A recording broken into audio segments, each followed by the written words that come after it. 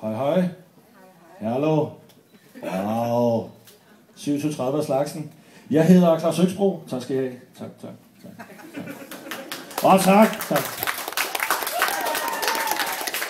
Jo.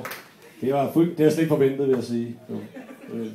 Jeg er digter, og jeg har haft fornøjelsen af at skrive med de unge mennesker de sidste par måneder.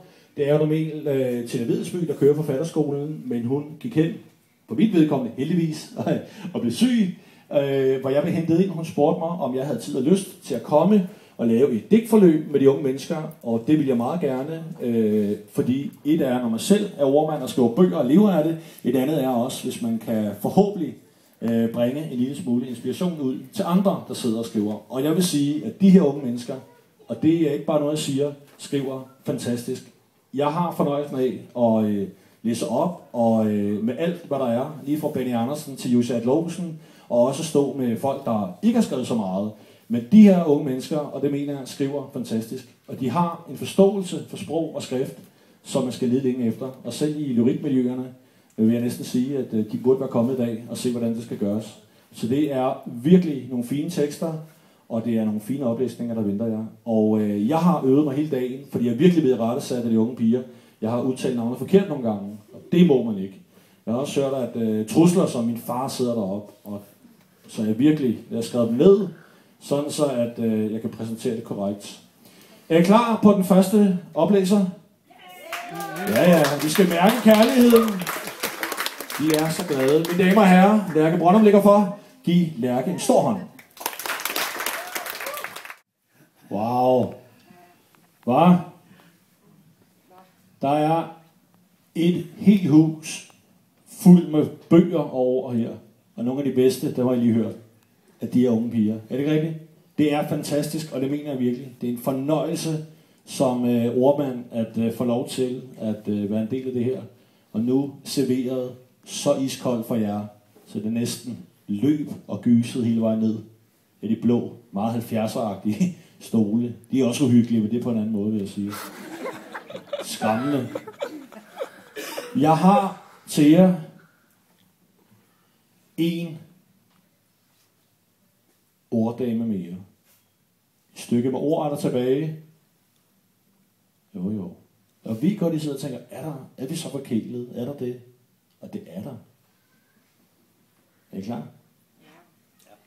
Ja. Er I så klar, at man måske var kommet derhen som rent mentalt, hvor man tænker, måske er jeg blevet så glad for arrangementet, at jeg er klar for at tilkendegive det med mine hænder? Ja. Jo. Og det kan I gøre. Det er ved med at klappe af Laura Sølrock Hartz, mine damer og herrer. Den sidste, men ikke mindst, oplæseren i dag. Alle er meget spændte. Jeg er meget spændt.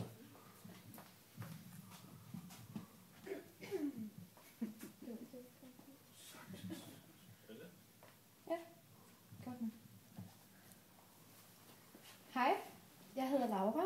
Jeg er 13 år, og jeg vil starte med at læse en novelle, der hedder Fremad. Den har jeg skrevet i vores dramatikerforløb med en dramatiker, der fortalte en historie om universet, og vi skal så vælge en lyd ud fra den historie og skrive en lille historie. Og jeg vil så begynde. Stilhed. Farverne begynder at titte frem på blomsterne i vejkanten. Fuglene synger, udfolder sig til små melodier. En bil suser forbi og efterlader en lyd. En rummelig lyd, som en motorcykel, der kører ud af landevejen. De små sanglærker sidder i træet. Flere biler kører forbi. Drøner forbi og efterlader sine spor. Nu høres der en lyd fra begge sider. Det bliver højere og højere, kommer nærmere og nærmere. En kraftig vind blæser de fine blade på blomsterne af, og lyden er nu helt tæt på.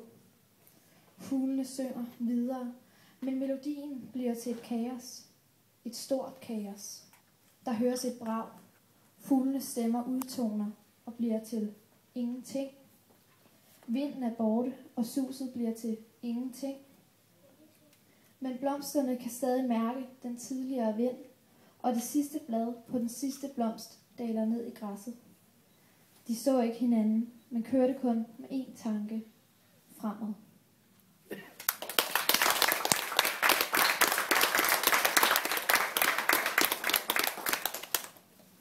Så vil jeg læse mit digt, som jeg har skrevet i vores digtforløb, og det hedder Herlev. Herlev. Herlev med sine fordomme. Hvad gør Herlev til denne lille by?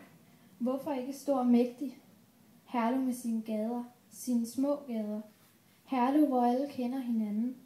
Samme lugt og samme udseende indånder vi alle og ser på med samme tabte øjne. I gaderne i Herlev er der butikker. I butikkerne i Herlev er de samme tossede ting, som alle går i. Hvorfor danner vi ikke hver vores stil? Alligevel er Herlev unik. Herlev med sine parker, hvor hundene mødes.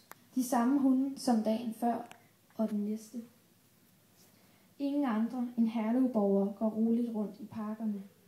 Eller cykler ned i bakken i Herlev Hospitalspark. Sygeplejerskerne farer ned af bakken og hjem fra arbejde. På Herlev Hospital er ikke kun Herlev-borgere. Herlev Hospital er godt, men med deres skrigende, råbende og hjælpeløse kommunefarver på væggene, råber de om mere plads. Hvorfor råber de om mere plads på Herlev Hospital? Fordi de syge på Herlev Hospital skal have mere plads. Herlev Hospital vil have mere plads i lille Herlev. Logisk. Men kommunen lytter, ja selvfølgelig, og Herlev Hospital får deres vilje.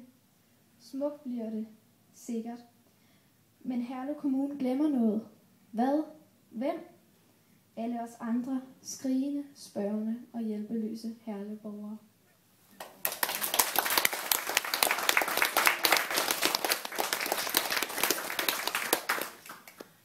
Tak.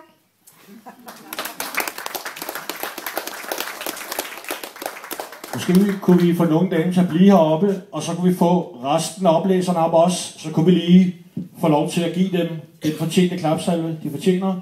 Fordi det har været, synes jeg, hvis jeg skal sige det, det skal jeg må sige det, været en fantastisk eftermiddag på Herlev Bibliotek. Og de fortjener om noget en voldsom klapsalve. Klap lige af dem. Her kommer de 5 i alt af slagsen. Vi startede med Lærke. Kan vi lige give Lærken en stor hånd? Wow. Jo. Så kom Nadja på. Giv en stor hånd. Jo. Sara, mine damer og herrer. Så fik vi Alberte. Man må godt klappe. Man må altså virkelig op. Og Laura, mine damer og herrer, sluttede ballet med denne her virkelig fantastiske eftermiddag. Jeg vil sige en ting. Det er, at til jer, ikke mindst, det har været en fornøjelse at have jer. Jeg er glad for, at jeg måtte være her. Og det går ud til både jer, men også hvis der er forældre her, til de unge mennesker. Jeg er selv forfatter, udgiver bøger, lever af det og skriver og læser rigtig meget op. Jeg har et skriveværksted i København, hvor jeg har en foredragssal, hvor jeg laver nogle arrangementer, blandt andet med alt, hvad der er store og små forfattere. Kurt Thybo kommer, Martin Hall, Jørgen Let har lige været forbi.